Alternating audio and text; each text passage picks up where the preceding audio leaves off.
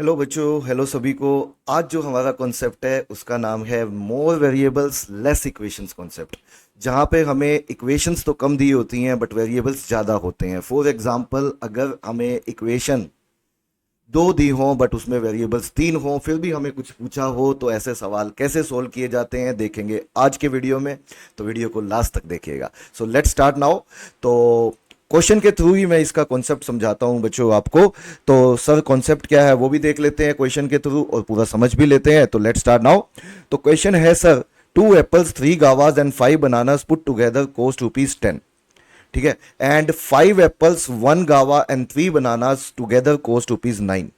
What will be the cost of 19 apples, 9 guavas and 19 bananas? So this is a typical three variable two equations question, क्योंकि यहां पे अगर आप देखेंगे तो तीन वेरिएबल दिए हुए हैं, एप्पल, गावा एंड बनाना, हर इक्वेशन में। बट सर इक्वेशन तो दो ही है।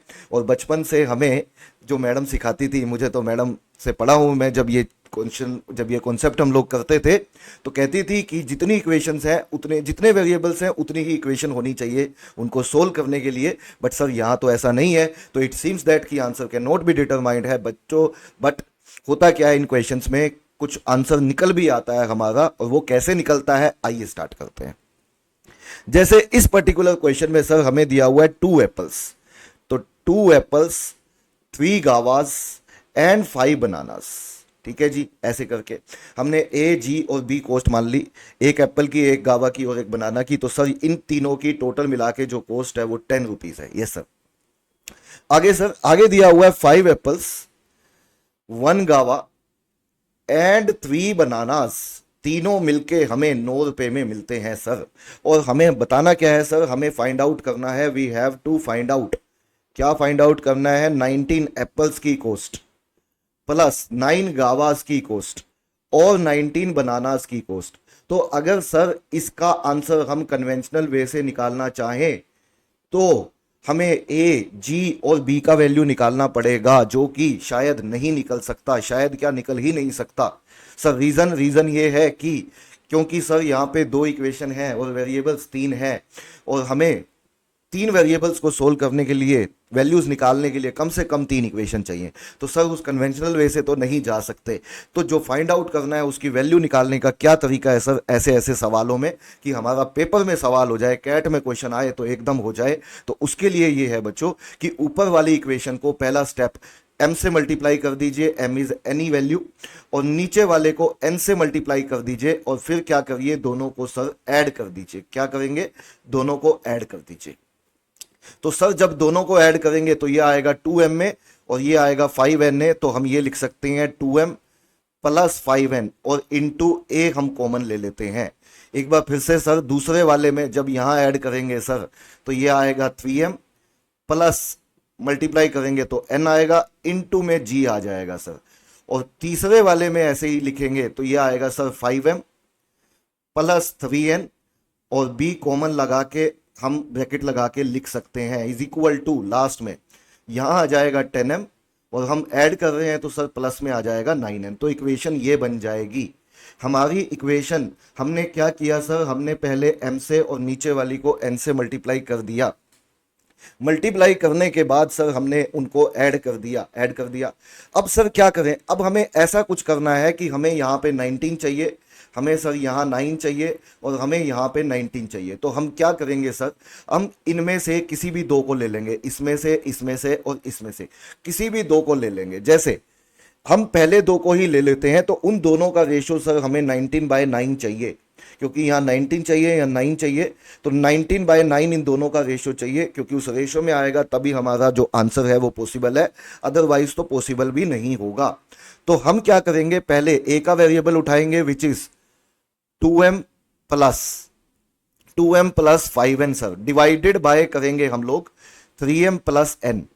और इनका जो हमें सर रेशो चाहिए, जो पूछा हुआ है वो चाहिए 19/9, है ना। ए का जो वेरिएबल है सर 19 चाहिए, जी का जो वेरिएबल है वो 9 चाहिए, तो इसे हम 19/9 लिख लेंगे। अब सर हम इसे क्रॉस मल्टीप्लाई करेंगे, आइए क्रॉस मल्टीप्लाई करते हैं। तो 18m प्लस ये हो जाएगा sir 45n is equal to, ये हो जाएगा हमारा 57m plus 19n cross multiply करने के बाद इसे इधर ले आएंगे, इसको इधर ले आएंगे, तो ये हो जाएगा सर हमारा 39m।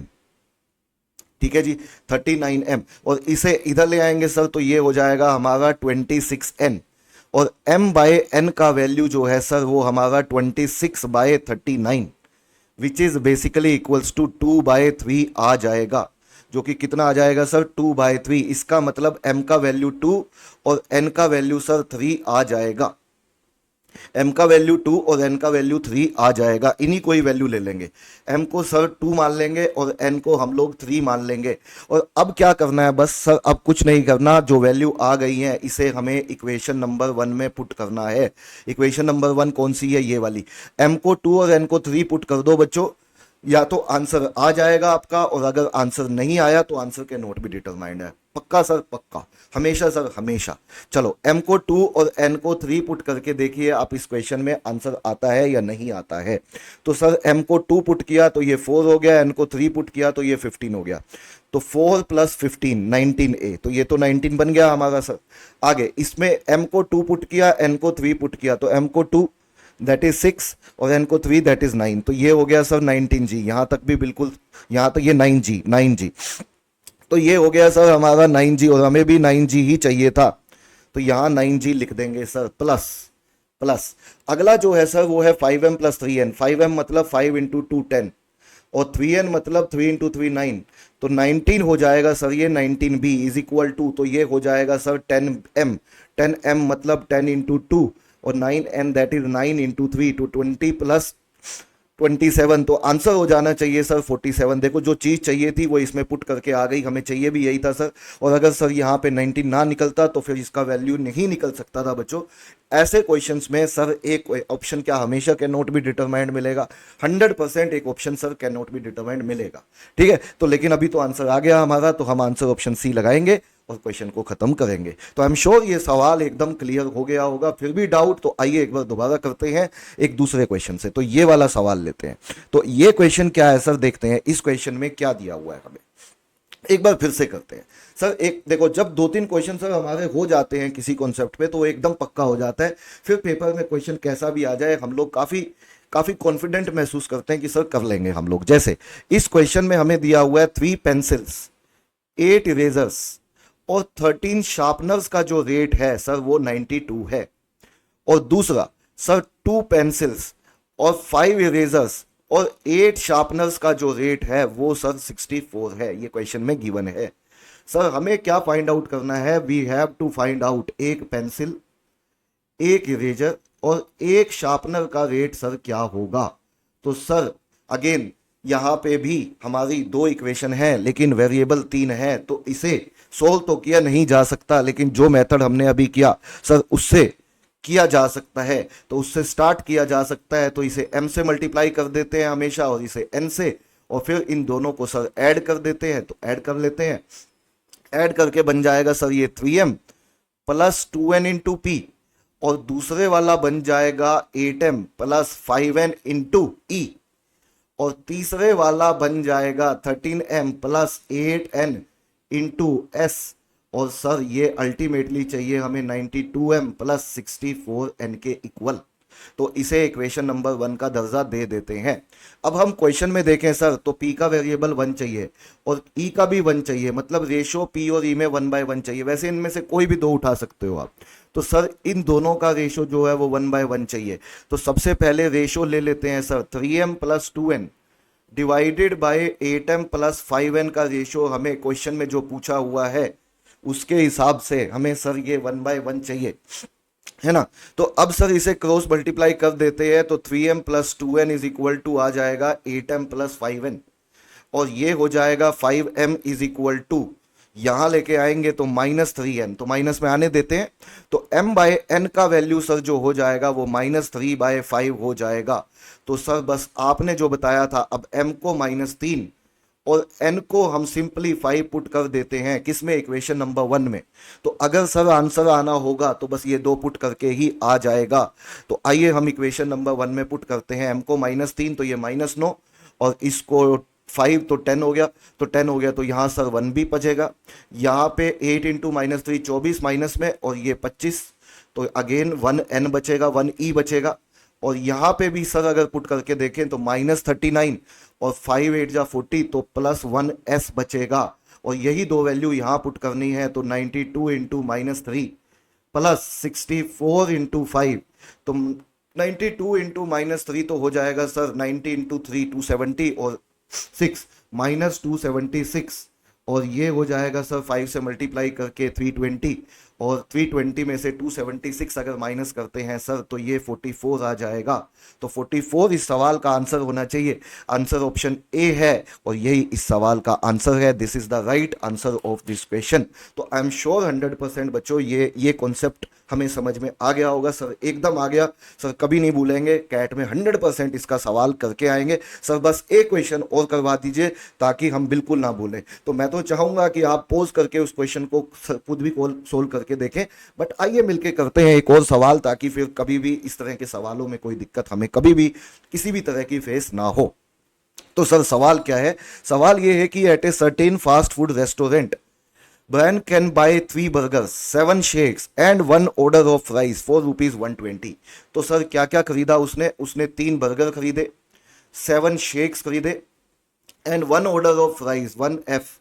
इन तीनों का कॉस्ट उसने जो दिया सर वो 120 दिया। ठीक है जी।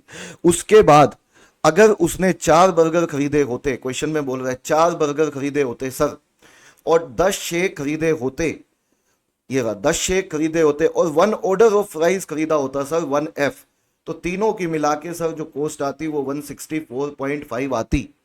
ठीक है। अब हमें पूछा है 1 बर्गर 1 शेक और 1 ऑर्डर ऑफ फ्राइज कितने का होगा, तो मतलब कि 1B 1S और 1F का वैल्यू बताना है सर, हमें ये फाइंड आउट करना है।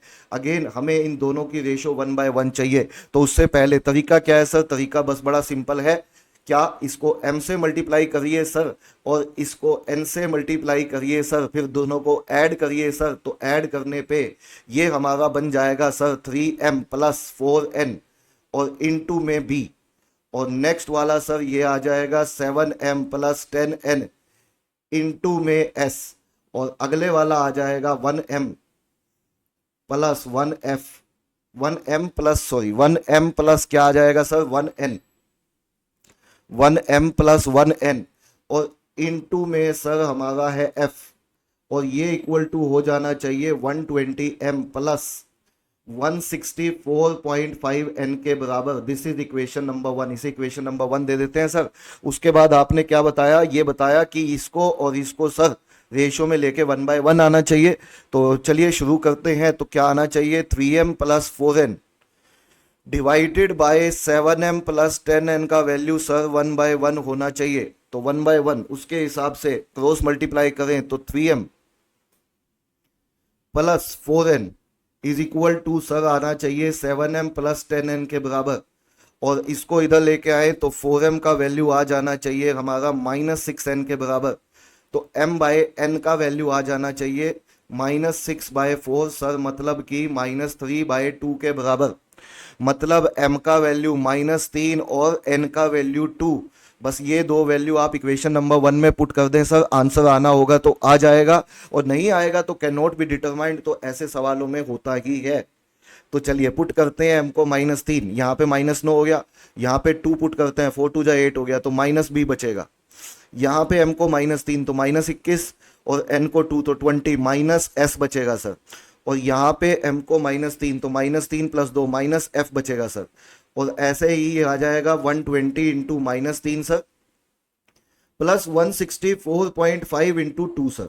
तो ये हो जाएगा माइनस कॉमन आ जाएगा sir b plus s plus f, और ये -320 प्लस 329 हो जाएगा। तो बेसिकली -329 -31 हो जाएगा, माइनस माइनस कट जाएगा सर, बचेगा हमारा सिर्फ 31 माइनस कटने के बाद। तो 31 आंसर होना चाहिए इस सवाल का। तो आंसर ऑप्शन ए सवाल का आंसर है, क्योंकि यही फिट बैठता है और यही आंसर है बच्चों। तो आई एम श्योर आज का वीडियो अच्छा लगा आपको। अच्छा लगा तो लाइक करिएगा, चैनल को सब्सक्राइब करिएगा। I will meet you in next video. Thank you.